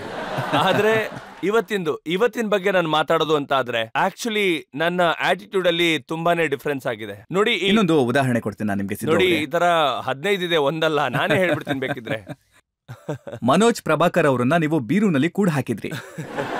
ಮತ್ತೆ ಕೀ ತಗೊಂಡು ನೀವು ಎಲ್ಲೋ ಹೊರಟೋಗಿದ್ರಿ. ನೀವು ಸರಿಯಾಗಿ ಹೇಳ್ತಾ ಇದ್ದೀರಾ. ನಾನು ಮನೋಜ್ ಪ್ರಭಾಕರ್ ಅವ್ರನ್ನ ಬಂದಿ ಮಾಡಿರ್ಲಿಲ್ಲ. ಅವ್ರು ನನಗೆ ಹೆದರ್ಕೊಂಡು ಅವ್ರು ಮಂಚದ ಅಡಿ ನುಗ್ಬಿಟ್ಟಿದ್ರು. ನಾನು ಅವ್ರ ಕಾಲ್ ಹಿಡ್ಕೊಂಡು ಆಚೆ ಎಳೆದಿದ್ದೆ, ಅವ್ರನ್ನ ಸರಿಯಾಗಿ ಹೊಡೆದಿದ್ದೆ ಕೂಡ. ನಾನು ಈ ಮಾತನ್ನ ಒಪ್ಕೋತೀನಿ. ಆದ್ರೆ ಯಾಕೆ ಮಾಡಿದ್ದೆ ಅದನ್ನು ಸ್ವಲ್ಪ ಕೇಳಿಸ್ಕೊಳ್ಳಿ ನೀವು, ಆಗ ನಿಮ್ಗೆ ಅರ್ಥ ಆಗತ್ತೆ. ಸೊ ಏನಾಗಿತ್ತು ಅಂದ್ರೆ, ಅಜರುದ್ದೀನ್ ಅವರು ಅವರ ರೂಮ್ ಅಲ್ಲಿ ಕೂತ್ಕೊಂಡಿದ್ರು. ಮತ್ತೆ ಕಪಿಲ್ ಜಿ ಅವ್ರ ರೂಮ್ ಕೂಡ ಅಲ್ಲೇ ಪಕ್ಕದಲ್ಲೇ ಇತ್ತು. ನಾನು ಆಲ್ರೆಡಿ ಆ ಸಿನಿಮಾ ನೋಡಿದ್ದೆ. ಅದಕ್ಕೆ ನಾನು ಕಪಿಲ್ ಅವ್ರ ಹತ್ರ ರಿಕ್ವೆಸ್ಟ್ ಮಾಡ್ಕೊಂಡೆ, ಪಾಜಿ ನಾನು ಇನ್ನೊಂದು ಸಿನಿಮಾ ತಂದಿದ್ದೀನಿ, ನಾನು ಅದನ್ನ ಹೋಗಿ ಬೇರೆ ರೂಮಲ್ಲಿ ನೋಡ್ತೀನಿ, ಒಂದಿಬ್ಬರನ್ನ ಕರ್ಕೊಂಡು ಹೋಗ್ತೀನಿ ಅಂತ. ನಾನಿನ್ನೇನು ಆ ಫಿಲ್ಮ್ನ ಎತ್ಕೋಬೇಕು ಅಷ್ಟರಲ್ಲಿ, ಹೇಯ್ ಅಲ್ಲಿಡೋ ಅದನ್ನ, ನಾನ್ ಮನ್ನುಗ್ ಹೇಳ್ದೆ, ನೋಡಪ್ಪ ನಾನು ಈ ಮನೆ ರಾಮು ಅಲ್ಲ, ಸರಿಯಾಗಿ ಮಾತಾಡ್ ನನ್ನ ಹತ್ರ ಅಂತ. ಅದಾದ್ಮೇಲೆ ನಾನು ಮತ್ತೆ ನೋಡಿ ನಾನು ಆ ಫಿಲ್ಮ್ ಮತ್ತೆ ತಗೊಳಕ್ ಹೋದೆ. ಇಲ್ಲ ಇಲ್ಲ ಅಲ್ಲೇ ಇಡು ಅಂದ್ರು. ನಾನಿಟ್ಟೆ. ಒಂದ್ 2-3 ನಿಮಿಷ ನಾನು ಸುಮ್ಮನೆ ಕೂತ್ಕೊಂಡಿದ್ದೆ, ಹೋಗ್ಲಿ ಬಿಡು ಪರವಾಗಿಲ್ಲ, ದೊಡ್ಡ ಅಣ್ಣನ್ ತರ ಅಂತ. ಅಲ್ಲಿ ರಸಗುಲ್ಲ ಇತ್ತು. ಸಿನಿಮಾ ನಡೀತಾ ಇದ್ದ ಹಾಗೆ ನಾನು ಆ ರಸಗುಲ್ಲ ತಿನ್ನೋಣ ಅಂತ ತಗೊಳ್ತಾ ಇದ್ದೆ. ಮತ್ತದೇ ಸೌಂಡು, ಏಯ್! ನಾನು ಕೇಳಿದೆ, ನೀನ್ ತಗೊಂಡ್ ಬಂದಿದ್ಯಾ ಅಂತ. ಅವ್ರಂದ್ರು ಇಲ್ಲ. ದುಡ್ಡೇನಾದ್ರು ಖರ್ಚಾಯ್ತಾ ಅಂತ ಕೇಳಿದೆ. ಇಲ್ಲ ಅಂದ್ರು. ನಾನು ಹೇಳಿದ್ರಂದ್ರೆ, ನಾನೇ ರಸಗುಲ್ಲ ತಗೊಂಬಂದಿದ್ದು, ನೀವೆಲ್ಲ ತಿನ್ಲಿ ಅಂತ. ನೀವು ನನ್ ರಸಗುಲ್ಲನ ನಾನೇ ತಿನ್ಬಾರ್ದು ಅಂತ ಹೇಳ್ತಾ ಇದ್ದೀರಾ. ಅವಾಗ ನಾನೇನ್ ಮಾಡ್ದೆ ಹೇಳಿ, ಒಂದ್ ಪಟ್ ಅನ್ಕೊಟ್ಟೆ. ಸರಿಯಾಗಿ ಬಿಟ್ಟೆ, ಒಂದು ಧಮ್ ಅಂತ ಬೀಳೋ ತರ. ಒಬ್ಬ ಮನುಷ್ಯ ಕುದುರೆ ಮೇಲಿಂದ ಬಿದ್ರು ಎದ್ದೊಳ್ಬೋದು, ಆದ್ರೆ ತನ್ನ ಕಣ್ಣಿಗೆ ತಾನೇ ಸಿಕ್ಕದ ಅಂದ್ರೆ ಎದ್ದೊಳಕ್ಕಾಗಲ್ಲ. ಒಂದ್ ವೇಳೆ ಈ ತರ ಒಬ್ಬ ಮನುಷ್ಯನಿಗೆ ಯಾರು ಅನ್ಕೋತಾರೆ ಅವ್ರ ಆವಾಜಲ್ಲೇ ಒಂದು ದಮ್ ಇದೆ ಅಂತ, ಒಂದ್ ವೇಳೆ ಕೋಳಿ ಕೂಗಿಲ್ಲ ಅಂದ ಮಾತ್ರಕ್ಕೆ ಸೂರ್ಯೋದಯ ಆಗಲ್ಲ ಅಂತೇನಲ್ವಲ್ಲ. ಸೊ ನಾನು ಅವನ್ಗೆ ಅದೇ ಪಾಠನ ಹೇಳ್ಕೊಟ್ಟಿದ್ದು. ಆಗೊಂದ್ ಗಲಾಟೆ ಆಯ್ತು, ಮತ್ತೆ ಸಚೆ ಬಗ್ಗೆನೂ ಮಾತಾಡಿದ್ರು. ಆಗ ನಾನು ಎಲ್ರಿಗೂ ಒಂದೇ ಮಾತನ್ನ ಹೇಳಿದ್ದು, ನೋಡಿ ಅವರು ಅವ್ರ ತಪ್ಪನ್ನು ಒಪ್ಕೋತಾರೆ ಅಂದ್ರೆ ನಾನು ನನ್ನ ತಪ್ಪನ್ನು ಒಪ್ಕೋತೀನಿ ಅಷ್ಟೇ, ಅದು ಬಿಟ್ಟು ಬೇರೆ ಏನೂ ಇಲ್ಲ. ಮತ್ತದೇ ಮಾತು, ಲೋಹನ ಲೋಹ ಕತ್ತರಿಸುತ್ತೆ. ಲೋಹನ ಲೋಹ ಕತ್ತರಿಸುತ್ತೆ. ಮತ್ತೆ ಸಿದ್ದು ಯಾರನ್ನ ಕತ್ತರಿಸ್ತಾರೆ? ಸಿದ್ದು ಯಾರನ್ನ ಕತ್ತರಿಸ್ತಾರೆ ಅಂದ್ರೆ, ಯಾರು ನನ್ನ ಪ್ರಕಾರ ವಿಶ್ವವನ್ನ ತುಂಬಿಕೊಂಡಿರ್ತಾರೆ. ಈ ದೇಶದಲ್ಲಿ ಹುಲಿಗಳಿಗೂ ಸ್ವಾತಂತ್ರ್ಯ ಇದೆ, ಹಾವುಗಳಿಗೂ. सांपों को आजादी है हर बस्ते घर में बसने की, उनके सर में जहर भी है और आदत भी है डसने की. ನವಜೋತ್ ಸಿಂಗ್ ಸಿದ್ದು ಕಮೆಂಟ್ ಮಾಡ್ಬೇಕಾದ್ರೆ ಯಾವುದೋ ಒಂದು ಹಾವು ಬುಸ್ಕುಡೋ ಜರ್ನಲಿಸ್ಟ್ಗಳಿಗೆ ಕಚ್ಚಿಸ್ಕೊಳ್ಳೋದ್ರ ಬಗ್ಗೆ ತುಂಬಾನೇ ಇಂಟ್ರೆಸ್ಟ್ ಅನ್ಸುತ್ತೆ. ನೋಡಿ ನೋಡಿ ಇನ್ನೊಂದು ಮಾತನ್ನ ಹೇಳ್ತೀನಿ ನಿಮ್ಗೆಲ್ಲ. ಎಲ್ಲೇ ಆದ್ರೂ ಒಂದು ನಾಯಿ ಮನುಷ್ಯನ ಕಚ್ಚಿದ್ರೆ ಅದು ನ್ಯೂಸ್ ಎಲ್ಲೂ ಆಗೋದೇ ಇಲ್ಲ. ಅದೇ ಒಬ್ಬ ಮನುಷ್ಯ ನಾಯಿನ ಕಚ್ಚಿದ್ರೆ ಅದು ನ್ಯೂಸ್ ಆಗ್ಬಿಡುತ್ತೆ. ಹೌದಲ್ವಾ ಹೇಳಿ? ಹೌದಲ್ವಾ ಹೇಳಿ? ನಾನೇನ್ ಹೇಳ್ತೀನಿ ಅಂದ್ರೆ, ಈ ಜರ್ನಲಿಸಂ ದುನಿಯಾ ಅಂತ ಬಂದಾಗ ಈ ಕ್ರಿಸ್ಪ್ ಆದ ವಿಷಯ ಅಂತ ಏನಿದೆ, ಈ ಒಂದು ಯಾವ್ದೋ ಸೆನ್ಸಿಟಿವ್ ಇರುತ್ತೆ, ಅದನ್ನ ಜರ್ನಲಿಸ್ಟ್ ಪಿಕ್ ಮಾಡ್ತಾರೆ. ನಿಮ್ಗೊಂದು ಕುತೂಹಲಕಾರಿ ವಿಷಯ ನೆನಪು ಮಾಡ್ತೀನಿ. ಶೋರ್. 27 ಡಿಸೆಂಬರ್ 1988 ಮಾತಾಡ್ತೀರಾ ಅಂತ. ಗುರ್ನಾಮ್ ಸಿಂಗ್ ಹೆಸರಿನ ಒಬ್ಬ ವ್ಯಕ್ತಿಗೆ ನೀವು ಹೊಡಿತೀರಾ, ಮತ್ತೆ ಆ ವ್ಯಕ್ತಿ ಜಗತ್ತನ್ನೇ ಬಿಟ್ಟು ಹೋಗ್ತಾರೆ. ನೋಡಿ, ಆಕ್ಚುಲಿ ಇದು ಒಂದು ತುಂಬಾ ಸೀರಿಯಸ್ ಆದ ವಿಷಯ. ನಾನು ಈ ವಿಷಯನ ಖಂಡಿತ ಒಪ್ಕೋತೀನಿ. ನಾನವತ್ತು ಉತ್ಸುಕನಾಗಿದ್ದೆ. ಆ ಕೇಸ್ ಇನ್ನೂ ಕೋರ್ಟ್ನಲ್ಲಿ ಆಕ್ಟಿವ್ ಆಗೇ ಇದೆ. ಈಗ ನಾನು ಅದನ್ನ ಇಲ್ಲಿ ಮಾತಾಡಿದ್ರೆ ಅದು ಕಾನೂನು ಬಾಹಿರ ಆಗುತ್ತೆ, ಯಾಕಂದ್ರೆ ಅದಿನ್ನೂ ಕೋರ್ಟ್ನಲ್ಲಿ ಕೇಸ್ ನಡೀತಾ ಇದೆ. ನನಗಿವತ್ತಿಗೂ ಈ ವಿಷಯದ ಮೇಲೆ ತುಂಬಾನೇ ದುಃಖ ಇದೆ ಮತ್ತು ವಿಷಾದ ಇದೆ. ಒಂದ್ ವೇಳೆ ನನ್ನ ಜೀವನದಲ್ಲಿ ಯಾವ್ದಾದ್ರು ಒಂದು ಘಟನೆನ ನಾನು ಸರಿ ಮಾಡ್ಬೋದು ಅಂತ ಆದ್ರೆ, ಬದಲಾಯಿಸ್ಬೋದು ಅಂತ ಆದ್ರೆ, ನಾನು ಅನ್ಕೋತೀನಿ ನಾನು ಅವ್ರನ್ನ ವಾಪಸ್ ಕರ್ಕೊಂಡ್ಬರ್ಬೋದು ಅಂದ್ರೆ ಅದನ್ನ ಖಂಡಿತವಾಗ್ಲೂ ಮಾಡ್ತೀನಿ. ಒಬ್ಬ ಮನುಷ್ಯ ಬಜಾರಲ್ಲಿ ನಡ್ಕೊಂಡು ಹೋಗ್ತಿರುವಾಗ ಯಾರೋ ಒಬ್ಬ ಅವನ್ನ ನಿಲ್ಸಿ ಅವನಿಗೆ ಬೈಯೋಕ್ ಶುರು ಮಾಡಿದ್ರೆ, ಆಗ ಅವರು, ಇಲ್ಲಪ್ಪ ನಿನ್ನ ವಯಸ್ಸಿಗೆ ಮರ್ಯಾದೆ ಕೊಟ್ಕೋ, ಈ ರೀತಿ ಬೈಬೇಡ, ಈ ರೀತಿ ಮಾಡಬೇಡ ಅಂತ ಹೇಳ್ತಾರೆ. ಆದ್ರೂ ಅವನು ಬೈತಾನೇ ಇರ್ತಾನೆ. ಸೊ ಅದಾದ್ಮೇಲೆ ಒಂದು ಜಗಳ ಅಂತ ಆಗುವಾಗ ಅವನು ಒಂದೆರಡೇಟ್ ಹೊಡಿತಾನೆ, ಇವರು ಒಂದೆರಡೇಟ್ ಹೊಡಿತಾರೆ. ಆಗ ಮಾತು ಎಲ್ಲಿಗೆ ಬಂದ್ಬಿಡುತ್ತೆ ಅಂದ್ರೆ, ಆಗ ಆ ವ್ಯಕ್ತಿ ಆಕಸ್ಮಿಕವಾಗಿ ಪ್ರಾಣ ಕಳ್ಕೊಂಡ್ರೆ ಆಗ ನಿಮ್ಮ ಮೋಟಿವ್ ಮತ್ತೆ ನಿಮ್ಮ ಇಂಟೆಂಟ್ ಅವನನ್ನ ಒಡೆಯೋದಾಗಿರ್ಲಿಲ್ಲ. ಈ ತರ 1000 ಗಲಾಟೆಗಳಾಗತ್ತೆ ಬಜಾರ್ ಅಂದ ಮೇಲೆ, 1000 ಜಗಳ ನಡೀತೆ, 1000 ಜನ ಗುದ್ದಾಡ್ತಾರೆ, ಹೊಡೆದಾಡ್ತಾರೆ. ಆದ್ರೆ ಯಾರ ಉದ್ದೇಶನೂ ಅದಾಗಿರೋದಿಲ್ಲ. ಈ ಇಂಟೆಂಟ್ ಅನ್ನೋದೇನಿತ್ತು ಅದ್ ಯಾವತ್ತೂ ಅದಾಗಿರ್ಲಿಲ್ಲ. ಆದ್ರೆ ನೀವು ತಪ್ಪು ಮಾಡಿದ್ರಿ ಅಂತ ಗೊತ್ತಿದೆ, ಅದ್ರ ಬಗ್ಗೆ ನಿಮ್ಗೆ ದುಃಖ ಇದೆ. ನಾನು ಗೌತಮ್ ಬುದ್ಧ ಅಂತೂ ಅಲ್ಲ, ಯಾರೋ ಒಬ್ರು ಕೆನ್ನೆಗೆ ಹೊಡೆದ್ ಕೂಡ್ಲೆ ಇನ್ನೊಂದ್ ಕೆನ್ನೆ ತೋರಿಸಿ ಇಲ್ಲೂ ಹೊಡಿ ಅಂತ ಹೇಳೋದಕ್ಕೆ. ಆತರ ಮನುಷ್ಯ ಅಂತೂ ಅಲ್ಲ. ಯಾರೋ ಒಬ್ರು ನನಗೆ ಬೈದ್ರೆ, ಯಾರೋ ಹೊಡೆಯೋ ಪ್ರಯತ್ನ ಮಾಡಿದ್ರೆ ಆಗ ನಾನು ಅವ್ರ ಹತ್ರ ನಾನ್ ಜಗಳ ಮಾಡ್ಲೇಬೇಕಾಗತ್ತೆ, ಹೊಡೆದಾಡ್ಲೇಬೇಕಾಗತ್ತೆ. ಆದ್ರೆ ನನ್ನ ಇಂಟೆನ್ಷನ್ ಯಾವ್ದು ಅದಿರ್ಲಿಲ್ಲ. ಆದ್ರೆ ಒಂದ್ ವಿಷಯ ಹೇಳಲೇಬೇಕು, ಕೋರ್ಟ್ ಅಲ್ಲಿ ಏನ್ ಡಿಸೈಡ್ ಆಗಿದೆ ಅದ್ರ ಬಗ್ಗೆ ನಾನು ಮಾತಾಡ್ಬೇಕು ಅಂದ್ರೆ ನನ್ನ ಜೊತೆ ಇನ್ನೊಬ್ರು ಕೂಡ ಇದ್ರು, ರೂಪೇಂದರ್ ಸಂಧು. ಅವ್ರ ಜೀಪಲ್ಲಿದ್ದೆ, ಬೈಗಳೆಲ್ಲ ಅವ್ರಿಗೆ ಸಿಕ್ಕಿದ್ದು, ನಾನು ಬಿಡಿಸೋದ್ರಲ್ಲಿ ಕೂಡ ಒಬ್ಬ ಆಗಿದ್ದೆ. ಏನಾಗಿತ್ತು ಅಂತ ನಾನು ಮಾತಾಡೋದಕ್ಕೆ ಹೇಳಿದ್ರೆ ಇದು ಕೋರ್ಟ್ ವಿಷಯ ಆಗ್ಬಿಡತ್ತೆ. ಆದ್ರೆ ಏನಾಗಿದೆ ಅದು ತಪ್ಪಾಗಿದೆ. ನನಗೆ ಈ ವಿಷಯದ ಪರವಾಗಿ ಇವತ್ತಿಗೂ ಒಂದು ವಿಷಾದ ಇದೆ. ಆದ್ರೆ ಕೆಲವು ವಿಷಯಗಳು ಹೇಗಾಗತ್ತೆ ಅಂದ್ರೆ ಅದು ವಿಧಿ ನಿಯಮ ಆಗತ್ತೆ, ಅದನ್ನ ಮನುಷ್ಯ ಕಂಟ್ರೋಲ್ ಮಾಡಕ್ ಆಗಲ್ಲ. ಒಂದ್ ವೇಳೆ ನನ್ನ ಕೈಯಲ್ಲಿ ಇದ್ದಿದ್ರೆ ಆ ರೀತಿ ಆಗಕ್ ಬಿಡ್ತಾ ಇರ್ಲಿಲ್ಲ. ಇಂಟೆನ್ಷನ್ ಅಂಡ್ ಮೋಟಿವ್ ಅದಾಗಿರ್ಲಿಲ್ಲ. ಯಾವುದೇ ಹಳೆ ದ್ವೇಷ ಅಲ್ಲ, ನಾನು ಗುಂಡಿಟ್ಟು ಕೊಲ್ಲಿಲ್ಲ. ಆ ಕೈಯಲ್ಲಿ ಹೊಡೆದಾಟ ಆಡುವಾಗ ಇಲ್ಲಿ ನೋಡಿ, ಇವ್ರನ್ನ ಬೇಕಾದ್ರೂ ಕೇಳ್ಬೋದು, ಇವ್ರು ಕೂಡ ಜಗಳ ಆಡುವಾಗ ಒಬ್ಬ ಬರೀ ಕೈ ಹೊಡೆತಕ್ಕೆ ಒಬ್ಬ ಸತ್ತೋಗ್ತಾನೆ ಅಂದ್ರೆ ಏನ್ ಹೇಳೋದು? ಒಂದ್ ಕಾಲದಲ್ಲಿ ನೀವು ಜನರನ್ನ ನಿಮ್ಮ ಕೈಯಿಂದ ಕೊಲ್ತಿದ್ರಿ, ಈಗ ನೀವು ನಿಮ್ಮ ತಮಾಷೆಯಿಂದ ಜನರನ್ನ ಕೊಲ್ತಾ ಇದ್ದೀರಾ. ನನ್ ಪ್ರಕಾರ ಹೇಳೋದಾದ್ರೆ, ಈ ಬಂದೂಕಲ್ಲಿ ಗುಂಡು ಅನ್ನೋದು ಖಾಲಿ ಆದ್ರೆ ನಾವು ಮತ್ತೆ ಅದನ್ನ ಭರ್ತಿ ಮಾಡ್ಬೋದು. ಆದ್ರೆ ಈ ಮನುಷ್ಯ ಮಾಡೋ ತಪ್ಪುಗಳನ್ನ ಸರಿ ಮಾಡ್ಕೊಳಕ್ಕಾಗಲ್ಲ. ನಾನು ಯಾವಾಗ್ಲೂ ಹೇಳ್ತಾ ಇರ್ತೀನಿ, ನನ್ನ ಜ್ಞಾನ ಇದನ್ನ ಹೇಳುತ್ತೆ, ಒಂದು ಮರನ ಕಡ್ದು 100 ಗಿಡಗಳನ್ನ ನೆಡಬಹುದು, ಆದ್ರೆ ಒಂದು ಸಲ ಆಡಿದ ಮಾತನ್ನ ಯಾರಿಂದಾನು ಹಿಂದೆ ತೊಡಕ್ ಸಾಧ್ಯನೇ ಇಲ್ಲ. ನಾನು ತುಂಬಾನೇ ಪ್ರಯತ್ನ ಪಡ್ತೀನಿ ನನ್ನ ಮಾತಿಂದ ಯಾರಿಗೂ ನೋವಾಗಬಾರ್ದು ಅಂತ. ಆದ್ರೆ ಒಬ್ಬ ವ್ಯಕ್ತಿ ಯಾವುದೇ ಕಾರಣಕ್ಕೆ ಧರ್ಮದ ವಿರುದ್ಧವಾಗಿ ಇದ್ರೆ ನನ್ನ ಜೀವನದಲ್ಲಿ ಒಂದೇ ಲಕ್ಷ್ಯ ಇರೋದು, ಧರ್ಮವನ್ನ ಯಾವಾಗಲೂ ನಾವು ಡಿಫೆಂಡ್ ಮಾಡಬೇಕು. हर दीन दुखी मन में उमंग तुम्हें भरनी है, हर आशाहीन हृदय में तरंग तुम्हें भरनी है. अरे महाभारत तो सर हर युग की अटल जरूरत है. बन के अर्जुन सच्चाई की जंग तुम्हें लड़नी है. ಹಾಗೇನೆ ಸಿದ್ದು ಅವರೇ, ನಿಮ್ಮ ಮಾತಿಂದ ಜನರಿಗೆ ಎಷ್ಟು ನೋವಾಗಿದೆ ಅದ್ರ ಬಗ್ಗೆ ಒಂದಷ್ಟು ಕಂಪ್ಲೇಂಟ್ಸ್ ಮಾಡಿದ್ದಾರೆ. ಅದರ ದೊಡ್ಡ ಪಟ್ಟಿನೇ ಇದೆ ನನ್ನ ಹತ್ರ. ನಾವೊಂದು ಬ್ರೇಕ್ ತಗೊಳ್ಳೋಣ. ಬ್ರೇಕ್ ನ ಮುಗಿಸ್ಕೊಂಡು ಬಂದ ನಂತರ ನವಜೋತ್ ಸಿಂಗ್ ಸಿದ್ದು ಅವರ ಮೇಲೆ ಮತ್ತಷ್ಟು ಬಾಣಗಳನ್ನ ಬಿಡೋಣ ನಾವು. ನೋಡಿ ಎಷ್ಟು ಪ್ರಯತ್ನ ಪಡ್ತಾ ಇದ್ದೀರಾ, ಎಷ್ಟೊಂದು ಪ್ರಯತ್ನ ಪಡ್ತಾ ಇದ್ದೀರಾ, ಆದ್ರೆ ನಿಮ್ಮ ಪ್ರಯತ್ನ ಫಲಿಸೋದಿಲ್ಲ ಸರ್. ನಾನು ಯಾವುದನ್ನು ನಿಮಗೆ ಹೇಳೋದಿಲ್ಲ. ಅಲ್ಲಿ ಏನಾಗಿತ್ತು ಏನಾಗಿರ್ಲಿಲ್ಲ ಇದು ನಮ್ಮ ಪರಿವಾರದ ವಿಷಯ, ಇದು ಒಂದು ಗೌರವದ ವಿಷಯ ಆಗಿರೋದ್ರಿಂದ. ಆಪ್ಕೆ ಅದಾಲತ್ನಲ್ಲಿ ಆರೋಪ ಮತ್ತೆ ಪ್ರಶ್ನೆಗಳ ಸುಳಿಯಲ್ಲಿ ಸಿಕ್ಕಾಕೊಂಡಿದ್ದಾರೆ ಕ್ರಿಕೆಟರ್ ಮತ್ತು ಕಮೆಂಟೇಟರ್ ನವಜೋತ್ ಸಿಂಗ್ ಸಿದ್ದು. ಆಪ್ಕಿ ಅದಾಲತ್ನಲ್ಲಿ ಕ್ರಿಕೆಟ್ ಕಾಮೆಂಟೇಟರ್ ನವಜೋತ್ ಸಿಂಗ್ ಸಿದ್ದು ಅವರ ಮೇಲಿರುವ ಆರೋಪವೆಂದರೆ ಇವರಿಗೆ ತಮ್ಮ ನಾಲ್ಗೆ ಮೇಲೆ ಹಿಡಿತವಿಲ್ಲ ಎಂಬುದು. ಸಿದ್ದು ಅವರೇ, ನಿಮ್ಮ ಮಾತನ್ನ ಕೇಳ್ತಾ ಕೇಳ್ತಾ ನಮಗ್ ಗೊತ್ತಾಗಿದ್ದೇನು ಅಂತಂದ್ರೆ ನಿಮ್ಗೆ ಕಂಟ್ರೋಲೇ ಇಲ್ಲ ಅಂತ. ನಾನು ಇದನ್ನ ಒಪ್ಕೋತೀನಿ. ಕೆಲಸತಿ ತಪ್ಪಾಗ್ಬಿಡುತ್ತೆ. ಶುರುಲೇ ಹೇಳಿದೀನಿ, ನಾನೊಬ್ಬ ಪರ್ಫೆಕ್ಷನಿಸ್ಟ್ ಅಲ್ಲ ಅಂತ. ಯಾರು ಪರ್ಫೆಕ್ಟ್ ಇರೋಕ್ ಸಾಧ್ಯನೇ ಇಲ್ಲ. ನಾನು ಯಾವಾಗ್ಲೂ ಇದನ್ನ ಹೇಳ್ತಾನೆ ಇರ್ತೀನಿ. बुलबुलों के पंखों में बंधे हुए कभी बाज नहीं रहते. बुज़दिलों और कायरों के हाथों में कभी राज नहीं रहते. सर झुका के चलने की आदत पड़ जाए जिस इंसान को, उस इंसान के सर पे कभी ताज नहीं रहते, कभी ताज. ಸೊ ಒಂದು ವೇಳೆ ಈ ಒಂದು ಸತ್ಯದಲ್ಲಿ ಒಂದು ವೇಳೆ ಯಾರಾದ್ರೂ ಅದ್ರ ಬಗ್ಗೆ ತಪ್ಪಾಗಿ ಮಾತಾಡೋದಾದ್ರೆ ಅದ್ರ ಬಗ್ಗೆ ನನಗೆ ಯಾವುದೇ ಯೋಚನೆ ಇಲ್ಲ, ಯಾವುದೇ. ನೀವು ನಿಮ್ಮ ಮಾತಿನ ಮುಖಾಂತರ ಜೆಫ್ರಿ ಬಾಯ್ಕಾಟ್ ಅವ್ರಿಗೆ ಯಾವ ಸಂದೇಶನ ರವಾನೆ ಮಾಡಿದ್ರಿ? ಈಗ ನೋಡಿ, ಜೆಫ್ರಿ ಬಾಯ್ಕಾಟ್ ಅಂತೆ. ಜೆಫ್ರಿ ಬಾಯ್ಕಾಟ್ ಬಂದು ಇಡೀ ದೇಶದ ಚಡ್ಡಿ ಎಳೆದಿದ್ದ. ಅದೇ ಯಾರೋ ಒಬ್ರು ಅವ್ನ್ ಚಡ್ಡಿ ಮುಟ್ಟಿದ್ದಕ್ಕೆ ಅವನಿಗೆ ಅವಮಾನ ಆಗೋಕ್ ಶುರು ಆಗೋಯ್ತು. ಇದು ತಪ್ಪು ಅಂತ ನಿಮ್ಗೆ ಅನ್ಸಲ್ವಾ? ಮತ್ತೆ ಜೆಫ್ರಿ ಬಾಯ್ಕಾಟ್ ಸರ್, ಮತ್ ನಾನು ಜೆಫ್ರಿಗೆ ಎಷ್ಟೊಂದು ಮರ್ಯಾದೆ ಕೊಡ್ತಾ ಇದ್ದೆ ಅಂದ್ರೆ 15 ದಿನ ನಾನು ಕಾಮೆಂಟ್ರಿ ಮಾಡಕ್ ಹೋದಾಗ ಎಷ್ಟು ಮರ್ಯಾದೆ ಕೊಟ್ಟೆ ಅಂದ್ರೆ ಜೆಫ್ರಿ ಅವ್ರಿಗೆ. ಎಷ್ಟು ಮರ್ಯಾದೆ ಕೊಟ್ರಿ ಅಂದ್ರೆ ನೀವು ಶಿಲ್ಪಾ ಶೆಟ್ಟಿ ಅವರ ಜೊತೆಗೆ? ನಾನು ಹೇಳ್ತೀನಿ, ನಾನು ಅವ್ರಿಗೆ ಎಷ್ಟು ರೆಸ್ಪೆಕ್ಟ್ ಕೊಟ್ಟೆ ಅಂದ್ರೆ ಅವ್ರ ಅದನ್ನ ಅರ್ಥ ಮಾಡ್ಕೊಳ್ಳೇ ಇಲ್ಲ. ಅವ್ರು ಅನ್ಕೊಂಡ್ರು ಇವನ್ ಯಾರೋ ಒಬ್ಬ ಚಿಕ್ಕ ಹುಡುಗ ಇರ್ಬೋದು, ಇವನ್ ವಿಷಯದ ಬಗ್ಗೆ ಮಾತಾಡ್ತಾ ಎಲ್ಲರೂ ನಗಿಸ್ತೀನಿ ಮತ್ತೆ ಇವನನ್ನ ಕೆಳಗ್ ತಳ್ತೀನಿ ಅನ್ಕೊಂಡು ಕೈ ಮುಗಿತಾ ಇದ್ನೋ ಅವರೇ ಹಾವಾಗ ನನ್ನನ್ನೇ ಕಚ್ಚೋದು. ಇದು ತುಂಬಾ ತಪ್ಪಾಗುತ್ತಲ್ವಾ? ಆಗ ಹೇಳಿದೆ ನಾನು, ನವಜೋತ್ ಸಿಂಗ್ ಈಗ ಏನ್ ಮಾಡ್ತಾರೆ ಅಂತ ನೋಡ್ತಾ ಇರಿ, ಈ ಲೋಹನೇ ಕತ್ತರಿಸುತ್ತೆ ಅಂತ. ಅವರಿಬ್ರಲ್ಲಿ ಜೆಫ್ರಿ ಅವರು ಶಿಲ್ಪಾ ಶೆಟ್ಟಿಗೆ ಬುಗ್ರಿ ಆಗಿದ್ರು. ಅದ್ರಲ್ಲಿ ನನಗ್ ಕೂಡ ತಗೊಳ್ಳೋದು ಏನಿಲ್ವಲ್ಲ. ಯಾರೋ ಒಬ್ಬ ಮುದ್ಕ ಸಿಂಗಾರ ಮಾಡ್ಕೊಂಡು ಮುಂದೆ ಬಂದ್ರೆ ಅದ್ರಲ್ಲಿ ನನ್ ಕೈ ಚಳಕ ಏನಿಲ್ವಲ್ಲ. ನಾನ್ ಸೀದಾ ಹೋಗಿ ಹೇಳ್ದೆ, sir Jeffrey, Shilpa smiles at you because she thinks you are her father's best friend. ನೀವು ಅವ್ರ ತಂದೆಗೆ ಫ್ರೆಂಡ್. ಅವ್ರು ಕೋಪ ಬಂದ್ಬಿಡ್ತು, ರುದ್ರಾವತಾರ ತಾಳ್ಬಿಟ್ರು. ಅವ್ರು ಹೇಳ್ತಿದ್ದಾರೆ, ಇಲ್ಲ ನಾನ್ ತುಂಬಾ ಯಂಗ್, ಅಷ್ಟು ವಯಸ್ಸಾಗಿಲ್ಲ ನನಗೆ. ನಾನು ಇಂಗ್ಲಿಷ್ ಅಲ್ಲಿ ಹೇಳ, what are you saying? Look at me, I am still young. Yes, Sir Jeffrey, last time you celebrated your birthday, the candle costed more than the cake. ಆಗ ಇನ್ನೂ ಕನ್ಫ್ಯೂಸ್ ಆಗ್ಬಿಟ್ರು. ನಾನ್ ಮತ್ತೆ ಹೇಳಿದೆ, ನೋಡಿ ಸರ್, ನಿಮ್ ತಲೆ ಎಷ್ಟು ಚೆನ್ನಾಗಿದೆ ಅಂದ್ರೆ ಒಳ್ಳೆ ಮೈದಾನ ತರ ಇದೆ. To a bald man dandruff is a thrill. ಅವ್ರಿಗೆ ಅದರಿಂದ ಇನ್ನೂ ಕೋಪ ಬಂದ್ಬಿಡ್ತು. ಅವ್ರಿಗೆ ಅನ್ಸಿರ್ಬೇಕು ಇವ್ನು ಯಾರೋ ತುಂಬಾ ಸರಿಯಾಗಿ ಮಾತಾಡ್ತಾನೆ ಅಂತ. ಅವ್ರನ್ನ ಕರ್ಕೊಂಡೋಗಿ ಹೇಳಿದ್ರು, ಸಿದು.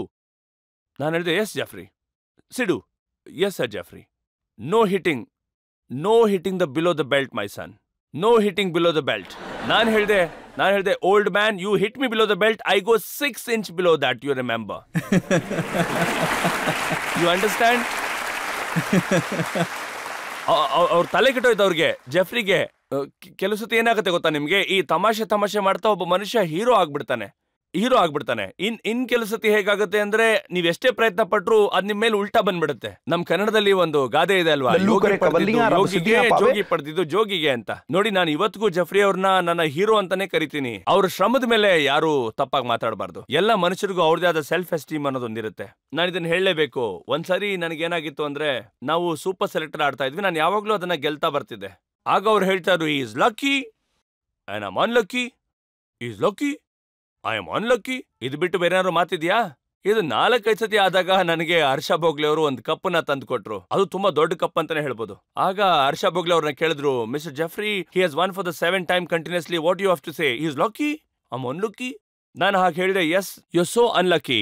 Even if somebody threw you into a barrel of nipples, you will still come out sucking your thumb. ಎಲ್ಲಾ ರೀತಿ ಕುಗ್ಗೋಗ್ಬಿಟ್ರು ಅವರು, ಕುಗ್ಗೋದ್ರು ಅಂತಾನೆ ಹೇಳ್ಬೋದು. ಅದಾದ್ಮೇಲೆ ನಮ್ಮ ರಿಲೇಶನ್ಶಿಪ್ ಏನಿತ್ತು ಜೆಫ್ರಿ ಬಾಯ್ಕಾಟ್ ಜೊತೆ, ಏನು ಏಕ್ದಮ್ ಅದು ಸರಿಯಾಗಿತ್ತಲ್ವಾ, ಅದು ಹೋಗಿ ಆಟಗಾರರ ಮಧ್ಯೆ ಮನಸ್ತಾಪಗಳು ಇರಬಾರ್ದಂತೆ. ಆದ್ರೆ ನಾವೊಂದ್ಸಲ ಹಿಂದೆ ನೋಡಿದ್ರೆ ಪ್ರಭಾಕರ್ ಅವರು ನಿಮ್ಮ ಮೇಲೆ ತುಂಬಾ ಆರೋಪಗಳನ್ನ ಮಾಡಿರ್ತಾರೆ. ಅಷ್ಟೇ ಅಲ್ಲದೆ ನೀವು ಅಜರುದ್ದೀನ್ ಅವ್ರ ಮೇಲೆ ಮನಸ್ತಾಪದಿಂದ ಇಂಗ್ಲೆಂಡ್ ಟೂರ್ನಮೆಂಟ್ ಇಂದ ಅರ್ಧಕ್ಕೆ ಬಿಟ್ಟು ಬಂದಿದ್ರಿ. ನಾನು ರಿಟೈರ್ಮೆಂಟ್ ನ ತಗೊಂಡ್ ಬಂದಿದ್ದೆ. ನಾನು ಇದುವರೆಗೂ ಯಾರ ಬಗ್ಗೆನೂ ಕೂಡ ಒಂದೇ ಒಂದು ಮಾತನ್ನ ಕೂಡ ಆಡಿಲ್ಲ. ಇಲ್ಲ, ನೀವು ಹೇಳಿದೆ. ಆದ್ರೆ ಅಜರುದ್ದೀನ್ ಅವ್ರ ಜೊತೆಗೆ ಏನಾಯ್ತು, ಮತ್ತೆ ಸಂದೀಪ್ ಪಾಟೀಲ್ ಅವ್ರ ಜೊತೆಗೆ ಏನಾಯ್ತಲ್ಲ, ಅದಾದ ನಂತರ ನೀವು ಅಜರುದ್ದೀನ್ ಅವ್ರನ್ನ ಭೇಟಿ ಮಾಡಕ್ ಸಾಧ್ಯ ಆಯ್ತಾ, ಅಥವಾ ಸಂದೀಪ್ ಪಾಟೀಲ್ ಅವ್ರನ್ನ ನೀವು ಭೇಟಿ ಮಾಡಿ? ನಾನು ಹೇಳ್ತೀನಿ, ಯಾವಾಗ್ಲೂ ಮೀಟ್ ಆಗ್ತೀನಿ ಅವ್ರನ್ನ. ನಾನು ದೊಡ್ಡ ಅಣ್ಣನ ಮೀಟ್ ಆದಾಗ ಆಗ್ತೀನಿ, ತುಂಬಾ ಸಾರಿ ಮೀಟ್ ಮಾಡ್ತೀನಿ. ಮತ್ತೆ ಅಜರುದ್ದೀನ್ ಅವ್ರನ್ನ ತುಂಬಾನೇ ಡಿಫೆಂಡ್ ಮಾಡ್ತೀನಿ. ತುಂಬಾ ಸಾರಿ ಜಗಳಗಳೇ ಆಗಿದೆ ನನ್ನ ಶೋ ಮೇಲೆ. ನನ್ನ ಮನಸ್ಸಲ್ಲಿ ಯಾವುದೇ ಒಂದು ಮುಜುಗರ ಇಲ್ಲ ಅದನ್ನ ಹೇಳೋದಕ್ಕೆ. ಅಜರುದ್ದೀನ್ ಅವರು ಯಾವತ್ತಿರು ನಂಗೆ ದೊಡ್ಡ ಅಣ್ಣನೇ. ಆದ್ರೆ ಈ ಮಾತು ನಿಜನಾ? 1996 ನಲ್ಲಿ ಇನ್ಸಿಡೆಂಟ್ ಆಯ್ತಲ್ಲ, ಅಜರುದ್ದೀನ್ ಅವರು ಪೆವಿಲಿಯನ್ಗೆ ಸಿಗ್ನಲ್ ಮಾಡಿ ತೋರಿಸ್ತಾರೆ ನಾವು ಬ್ಯಾಟಿಂಗ್ ಮಾಡ್ತೀವಿ ಅಂತ. ಮತ್ತೆ ಸಂದೀಪ್ ಪಾಟೀಲ್ ಅವರು ನಿಮ್ಮನ್ನ ಕೇಳ್ತಾರೆ, ನೀನ್ ಯಾಕೆ ಪ್ಯಾಡ್ ಅನ್ನ ಕಟ್ಕೋತಾ ಇದೀಯ ಅಂತ. ನೋಡಿ ಎಷ್ಟು ಪ್ರಯತ್ನ ಪಡ್ತಾ ಇದ್ದೀರಾ, ಎಷ್ಟೊಂದು ಪ್ರಯತ್ನ ಪಡ್ತಾ ಇದ್ದೀರಾ, ಆದ್ರೆ ನಿಮ್ಮ ಪ್ರಯತ್ನ ಫಲಿಸೋದಿಲ್ಲ ಸರ್. ನಾನು ಯಾವುದನ್ನು ನಿಮಗೆ ಹೇಳೋದಿಲ್ಲ. ಅಲ್ಲಿ ಏನಾಗಿತ್ತು ಏನಾಗಿರ್ಲಿಲ್ಲ, ಇದು ನಮ್ಮ ಪರಿವಾರದ ವಿಷಯ.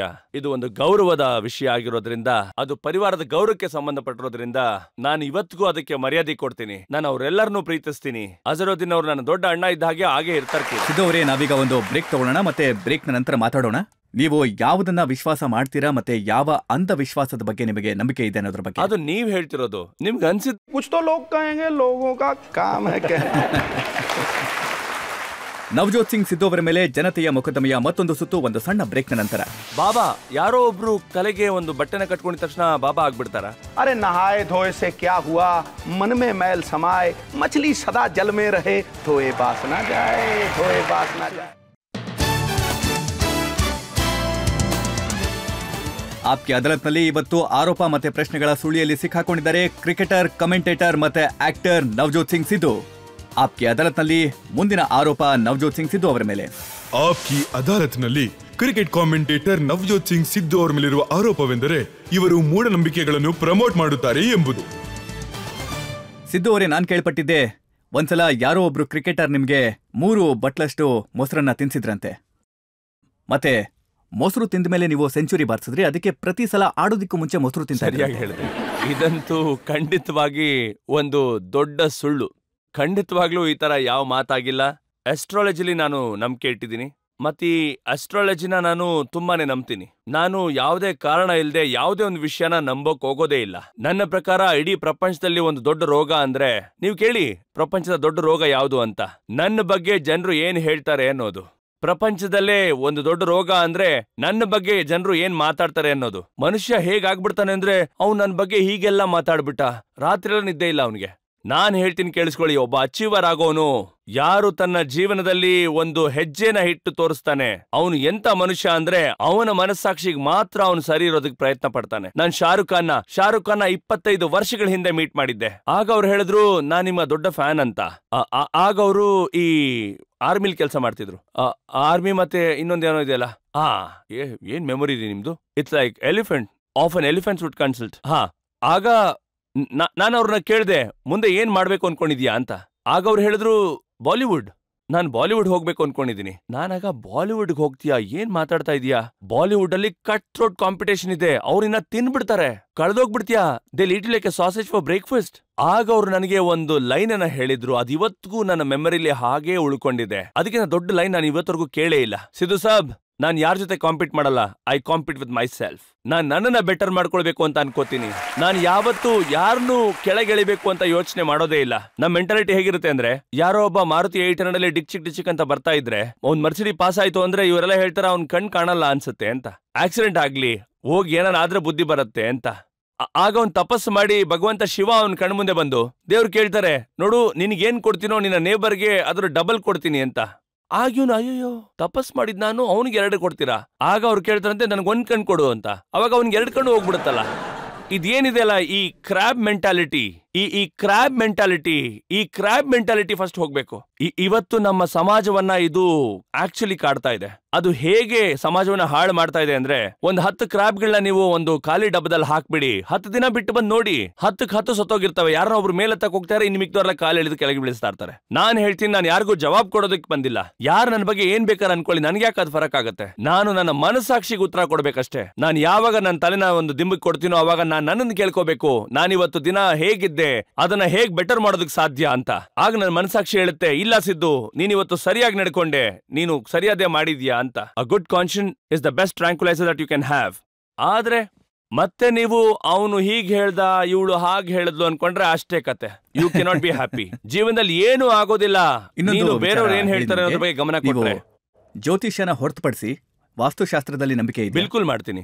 ಮತ್ತೆ ಇದೇ ನಂಬಿಕೆಯಿಂದ ನೀವು ಪಟಿಯಾಲಾದಲ್ಲಿರೋ ನಿಮ್ಮ ಮನೆಯಲ್ಲಿ ಸರಿಯಾಗಿ ಹೇಳಿದ್ರಿ. ನಾನು ಮುಂಚೆ ಅಸ್ಟ್ರಾಲಜಿಲಿ ಬಿಲೀವ್ ಮಾಡ್ತಾ ಇದ್ದೆ, ಆದ್ರೆ ಈಗ ಯಾವ್ದನ್ನ ನಂಬ್ತೀನಿ ಅಂದ್ರೆ, ಯಾರು ಆ ಪರಮೇಶ್ವರನ ನಂಬ್ತಾರೋ, ಅವರ ಮೂಲವನ್ನ ತಿಳ್ಕೊಳ್ತಾರೋ ಅಂತವ್ರಿಗೆ ಪ್ರತಿಯೊಂದು ಸಾಧ್ಯ ಜೀವನದಲ್ಲಿ. ಅವ್ರಿಗೆ ಕಾಲುಗಳನ್ನ ಬದಲಾಯಿಸುವಂತ ಶಕ್ತಿ ಕೂಡ ಇರುತ್ತೆ. ಮಂತ್ರಗಳಲ್ಲಿ ತುಂಬಾನೇ ಒಂದು ತಾಕತ್ತಿದೆ ಸರ್. ಒಂದು ಸಾರಿ ಮಂತ್ರನ ಪಠಣೆ ಮಾಡಿ ನೋಡಿ. ನಮ್ಮಲ್ಲಿ ಹೆಂಗ್ ಗೊತ್ತಾ ಮಾಡ್ತಾರೆ, 1 ನಿಮಿಷ ಕಣ್ಮುಚ್ಕೊಂಡು ಕುತ್ಕೊಂಡು ಏನಿಲ್ಲ ಇದೆಲ್ಲ ಸುಳ್ಳು ಅಂತ. ಅಲ್ಲ, ಜನ್ಮದ ಕರ್ಮಗಳ ನಾಶ ಒಂದಿನದಲ್ಲಿ ಹೇಗ್ರಿ ಸಾಧ್ಯ? ಕೂತ್ಕೊಂಡು ಪ್ರಯತ್ನ ಮಾಡಿ ನೋಡಿ, ಆಗ ನಿಮ್ಗೆ ಗೊತ್ತಾಗತ್ತೆ ನಿಮ್ಮ ಅಸಲಿ ತಾಕತ್ತೇನು ಅಂತ. ಆಮೇಲೆ ನಿಮ್ಗೆ ಗೊತ್ತಾಗತ್ತೆ ಈ ನಿರೋಗಿ ಆಗೋದಿಕ್ಕೆ ನೀವು ಏನೆಲ್ಲ ಕಾರ್ಯಗಳನ್ನ ಮಾಡಬೇಕು ಅಂತ. ಮೊದಲನೇದಾಗಿ ಆತ್ಮವಿಶ್ವಾಸ ಅನ್ನೋದಿರ್ಬೇಕು. ಅರೆ ಜಿಸ್ ಜಾಣೆಯ ಪೇದ್ ಕಲಂದರ್ದ ರಾ ಖೋಜ್ಯ ಅಪನೆ ಅಂದರ್ದ ಓ ವಾಸಿ ಹೈ ಯಾರೋ ಸುಖ ಮಂದರ್ದ ಆಗ್ತಾ ಇದ್ದೀರಾ? ಇಲ್ಲೇ ನೋಡಿ. Rise and awake my countrymen and recognise the power, the internal power which is God's. He lives within you, not somewhere else. ಇದು ನನ್ನ ವಿಶ್ವಾಸ ಅಲ್ಲ, ನನ್ನ ನಂಬಿಕೆ. ಇದು ಮನಸ್ಸಿಗಿಂತ ತುಂಬಾ ತಾಕತ್ತು ಈ ಪ್ರಪಂಚದಲ್ಲೇ ಯಾರಿಗೂ ಇಲ್ಲ ಸರ್. ಮನಸ್ಸು ನಿಮ್ಗೋಸ್ಕರ ಮೃತ್ಯು ಕಡೆನೂ ಹೋಗುತ್ತೆ, ನಿಮಗೋಸ್ಕರ ಸ್ವರ್ಗದ ಕಡೆನೂ ಹೋಗುತ್ತೆ. ಮನಸ್ಸು ರಾಕ್ಷಸನಾಗ್ಬೇಕಾ ಅಥವಾ ಜಗತ್ತಿನ ಸರ್ವಶ್ರೇಷ್ಠನಾದ ದೇವರ ಕಡೆ ಹೋಗ್ಬೇಕಾ ಅನ್ನೋದನ್ನ ನೀವು ನಿರ್ಧಾರ ಮಾಡಬೇಕು. ಈಗ ಸಮಯ ಬಂದಿದೆ ಪ್ರೇಕ್ಷಕರಿಂದ ಪ್ರಶ್ನೆಗಳನ್ನ ತಗೊಳ್ಳೋದಕ್ಕೆ. ಯಾವ ಪ್ರಶ್ನೆ ಕೇಳ್ತಾರೆ ಅಂತ ನೋಡೋಣ. ದಯವಿಟ್ಟು ಒಳ್ಳೆ ಪ್ರಶ್ನೆಗಳನ್ನ ಕೇಳಿ. ಇವಾಗ ನಿಮ್ಗೆ ಸಿನಿಮಾದಲ್ಲಿ ಕೆಲಸ ಮಾಡೋ ಅವಕಾಶ ಸಿಕ್ಕಿದ್ರೆ ನಿಮ್ ಮುಂದೆ ಆಕ್ಟ್ರೆಸ್ ವಿಷಯವಾಗಿ 3 ಆಪ್ಷನ್ಸ್ ಇರುತ್ತೆ. ಯಾರು ಅಂದ್ರೆ ಮಲ್ಲಿಕಾ ಶರಾವತ್, ನಿಮ್ಮ ವೈಫ್, ಅಥವಾ ಪೆರಿಸಾ ಸರೋಬಿಯನ್. ಆಗ ಸರ್ ಹೇಳ್ತೀನಿ, ಯಾರ ಜೊತೆ ಕೆಲಸ ಮಾಡ್ತೀರಾ? ಅವರಾದ್ರೂ ಆಗ್ಲಿ ಯಾರಾದ್ರೂ ಆಗ್ಲಿ, ನಮ್ಮ ಚಿಕ್ಕಮ್ಮನಿಗೆ ಮೀಸೆ ಇದ್ದೀರ ಅವ್ರನ್ನ ಚಿಕ್ಕಪ್ಪ ಅಂತ ಕರೀತಿರ್ಲಿಲ್ಲ ಸರ್. ನೀವು ಉತ್ತರ ಕೊಡಿ ಸಾಕು. ಹೇಳಿ ಸರ್, ಇವ್ರಿಗೆ ಕೇಳ್ತಾರೆ ಸರ್, ನೀವು ಉತ್ತರ ಕೊಡಿ ಸರ್ ಪ್ಲೀಸ್. ಸರ್ ಏನ್ ಕೇಳ್ತಾ ಇದ್ದಾರೆ ಅಂತಂದ್ರೆ, ಒಂದ್ ವೇಳೆ ನಿಮ್ಗೆ ಸಿನಿಮಾದಲ್ಲಿ ಆಕ್ಟ್ ಮಾಡೋ ಅವಕಾಶ ಸಿಕ್ಕಿದ್ರೆ ಹೀರೋಯಿನ್ ಆಗಿ ಯಾರು? ಅದನ್ನ ನಾನು ಸಿನಿಮಾ ಮಾಡುವಾಗ ನಿರ್ಧಾರ ಮಾಡ್ತೀನಿ. ಯಾರು ಮುಂದೆ ಬರ್ತಾರೋ ಅವ್ರನ್ನ ತಗೊಂಡ್ರೆ ಆಯ್ತು. ಯಾಕಂದ್ರೆ ಇಲಿ ಬಂದು ಅಂದಾಗ ಹುಲಿ ಬಂದು ಅಂತ ಅನ್ಕೋಬಾರ್ದು ನಾವು. ಇದು ಆ ತರನೇ ಆಗ್ತಾ ಇದೆ. ಇಲ್ಲಿ ವಿಷಯ ಅದಲ್ಲ, ಯಾರು ಮುಂದೆ ಬರ್ತಾರೋ, ಯಾರು ಮುಂದೆ ಇರ್ತಾರೋ, ಆ ಆಫರ್ ಬರ್ಲಿ, ಆಫರ್ ಬಂದಾಗ ಅದ್ರ ಬಗ್ಗೆ ತಲೆ ಕೆಡಿಸ್ಕೊಳ್ಳೋಣ. ಸೊ ಇದು ನನ್ನ ಪ್ರಶ್ನೆಗೆ ಉತ್ತರ, ಇನ್ನೇನು ಹೇಳಲ್ಲ ಸರ್. ಉತ್ತರ ಒಂದ್ ವೇಳೆ ನಾನು ಒಂದೇ ಹೆಸರು ಹೇಳ್ಬಿಟ್ರೆ ಇನ್ನೊಬ್ಳು ಬೇಜಾರ್ ಮಾಡ್ಕೋತಾಳೆ. ಅರ್ಥ ಮಾಡ್ಕೊಳ್ರಪ್ಪ, ಯಾಕಿಂತ ಪ್ರಶ್ನೆ ಕೇಳ್ತೀರಾ? ಗೊತ್ತಾಗಲ್ವಾ ನಿಮ್ಗೆ? ಏನಿದಲ್ಲ ಸರ್. ನೀವು ಮನೆಗೆ ಹೋದಾಗ ನಿಮ್ಮ ಮನೆಯಲ್ಲಿ ನಿಮ್ಮ ಹೆಂಡತಿ ಅವ್ರ ಜೊತೆ ಕೂತ್ಕೊಂಡು ಸ್ವಲ್ಪ ಮಾತಾಡ್ತಿರ್ಬೇಕಾದ್ರೆ, ಆಗ ನಿಜವಾಗ್ಲೂ ನೀವು ಮಾತಾಡ್ತೀರಾ ಅಥವಾ ಅವ್ರು ನಿಮ್ಮನ್ನ ಮಾತಾಡೋದಕ್ಕೆ ಬಿಡೋದಿಲ್ವಾ? ಅಯ್ಯ ಅಣ್ಣ, behind every successful man there is a surprised wife. ಅಲ್ಲ, ನೀನಿದು ಮಾಡ್ದ್ಯಾ? ಇದೆಲ್ಲ ಮಾಡ್ದ ನೀನು? ಅವಳು ಸರ್ಪ್ರೈಸ್ ಆಗಿರ್ತಾಳೆ. ನಾನು ಒಂದ್ ವಿಷಯ ನಿಂಗೆ ಹೇಳಕ್ ಇಷ್ಟಪಡ್ತೀನಿ. ಇಲ್ಲಿ ಈ ಮೀಸೆನ ನೋಡಿ. ಈ ಮೀಸೆ ಯಾವಾಗ್ಲೂ ಮೇಲ್ ಎತ್ಕೊಂಡಿರ್ತಾ ಇತ್ತು ಮದ್ವೆಗಿಂತ ಮುಂಚೆ. ಆದ್ರೆ ಈಗ ನೋಡಿ, ಯಾರೋ ಬಟ್ಟೆ ಒಣಗಾಕಿರೋ ತರ ಕೆಳಗಡೆ ಮುಖ ಮಾಡ್ಕೊಂಡಿದೆ. ಇದು ನಿಂತಿದ್ದಾಗ ನೋಡಿರ್ತಾನೆ. ನಾನು ಎಲ್ಲಿವರೆಗೂ ಹೊರಗಡೆ ಇರ್ತೀನೋ ಅಲ್ಲಿವರೆಗೂ ನಾನು ಸಿಂಹದ ಹಾಗಿರ್ತೀನಿ, ಗರ್ಜಿಸ್ತೀನಿ. शेरों को आजादी है, आजादी के पाबंद रहें, जिसको चाहे चीरे फाड़े, खाएं पिए आनंद करें. ಆದ್ರೆ ಯಾವಾಗ ಮನೆಗೆ ಹೋಗ್ತೀನಲ್ಲ, ಬೆಕ್ಕಾಗ್ಬಿಡ್ತೀನಿ ನಾನು. ಮಿಯಾವ್ ಮಿಯಾವ್ ಮಿಯಾವ್ ಹಾಗಾಗ್ತೀನಿ. ತಿಳಿತಾ? ಸಿದ್ದು ಅವರೇ, ನಿಮ್ಮ ವೈಫ್ ಹೆಸರು ಕೂಡ ನವಜೋತ್, ಹೌದು ಅಲ್ವಾ? ಆಕ್ಚುಲಿ ಮತ್ತೆ ಮನೇಲಿರುವಂತ ಅಸಲಿ ನವಜೋತ್ ಅವರು, ಮತ್ತೆ ನಕಲಿ ನೀವು. ಸರಿಯಾಗಿ ಹೇಳಿದ್ರಿ ನೀವು. ಇದನ್ನ ನಾನು ಒಪ್ಕೋತೀನಿ. ಇದನ್ನ ಒಪ್ಕೊಳ್ಳೇಬೇಕು. ಅವಳೇ ಹೆಡ್ ಮಾಸ್ಟರ್. ಅವಳು ಹೇಗೆ ಹೇಳ್ತಾಳೋ ಅದನ್ನೇ ನಾವು ಮಾಡೋದಷ್ಟೇ. ಸುಮ್ನೆ ಅವಳು ಹಿಂದೆ ಹೋಗ್ತಾ ಇರೋದಷ್ಟೇ. ಎಲ್ಲಾನು ಅವಳೇ. ಒಂದು ಸತ್ಯ ಹೇಳಲೇಬೇಕು. ಯಾವಾಗಿಂದ ಅವಳು ಮನೆಗ್ ಬಂದ್ಲು, ಯಾವಾಗ ನಮ್ಮ ಮದ್ವೆ ಆಯ್ತು, ಅವಳಿಂದಾನೆ, ಅವಳ ಒಂದು ಪ್ರಾರ್ಥನೆಯಿಂದಾನೆ, ಅವಳ ಸಪೋರ್ಟ್ ಮತ್ತೆ ಅವಳ ಒಂದು ಶ್ರಮದಿಂದ ನವಜೋತ್ ಸಿಂಗ್ ಸಿದ್ದು ಏನೇ ಇದ್ರೂನು ಅದರಲ್ಲಿ ಅರ್ಧ ಭಾಗ ನನ್ನ ತಂದೆ ಕೊಟ್ರೆ ಇನ್ನರ್ಧ ಭಾಗ ನನ್ನ ಹೆಂಡತಿಗೆ ಸಲ್ಬೇಕು. ಸಿದ್ದು ಅವರೇ, ಜನತೆ ಪರವಾಗಿ ನಾವಿವತ್ತು ಆರೋಪ ಹೊರಿಸಿದ್ವಿ, ಪ್ರಶ್ನೆಗಳನ್ನ ಕೇಳಿದ್ವಿ. ಬಹಳ ಒಳ್ಳೆ ರೀತಿಯಲ್ಲಿ ನೀವು ಸ್ಪಷ್ಟನೆ ಕೊಟ್ರಿ. ಈಗ ಒಂದು ಬ್ರೇಕ್ ತಗೊಳ್ಳೋಣ. ಬ್ರೇಕ್ನ ನಂತರ ಆಪ್ಕೆ ಅದಾಲತ್ನಲ್ಲಿ ಇವತ್ತಿನ ಜಡ್ಜ್ ಹರ್ಪಲ್ ಸಿಂಗ್ ಅವರ ತೀರ್ಪನ್ನ ಕೇಳೋಣ, ಇವತ್ತಿನ ಮೊಕದ್ದಮೆಯ ಬಗ್ಗೆ.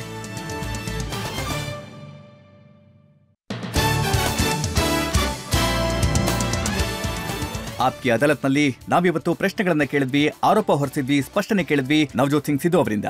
ನಾವು ಸಿದ್ದು ಅವರನ್ನ ಕೇಳಿದ್ವಿ, ನೀವು ಯಾಕಿಷ್ಟು ಹಠಮಾರಿ? ನಾವು ಸಿದ್ದು ಅವರಿಂದ ಸ್ಪಷ್ಟನೆ ತಗೊಂಡ್ವಿ, ಅವರು ಪದೇ ಪದೇ ಬಣ್ಣ ಬದಲಾಯಿಸೋದ್ರ ಬಗ್ಗೆ. ನಾವು ಸಿದ್ದು ಅವರನ್ನ ಪ್ರಶ್ನೆ ಮಾಡಿದ್ವಿ, ಅವರು ಹೆಚ್ಚಿಗೆ ಮಾತಾಡೋದ್ರ ಬಗ್ಗೆ, ಮತ್ತೆ ಅವರ ಮೂಢನಂಬಿಕೆಗಳ ಬಗ್ಗೆ. ಈಗ ಸಮಯ ಬಂದಿದೆ ಇವತ್ತಿನ ಮೊಕದ್ದಮೆಯ ಬಗ್ಗೆ, ಇವತ್ತಿನ ಜಡ್ಜ್ ಹರ್ಪಲ್ ಸಿಂಗ್ ಅವರ ತೀರ್ಪನ್ನ ಕೇಳೋದಕ್ಕೆ. ರಜತ್ ಶರ್ಮಾ ಅವರ ಪ್ರತಿ ಬೌನ್ಸರ್ನು ಡಕ್ ಮಾಡಿದ್ರಿ ಆಸ್ ಎನ್ ಎಫಿಷಿಯಂಟ್ ಓಪನರ್. ಆದ್ರೆ ಒಂದು ವಿಷಯ ಏನಂದ್ರೆ, ನೀವು ಡಕ್ ಮಾಡಿದ್ರಿ, ತುಂಬಾ ಹೊತ್ತು ಇದ್ರಿ, ಆದ್ರೆ ರನ್ಸ್ ಮಾಡಿಲ್ಲ ನೀವು. ಆದ್ರೆ ರನ್ಸ್ ಮಾಡೋದು ತುಂಬಾ ಮುಖ್ಯ ಅಲ್ವಾ?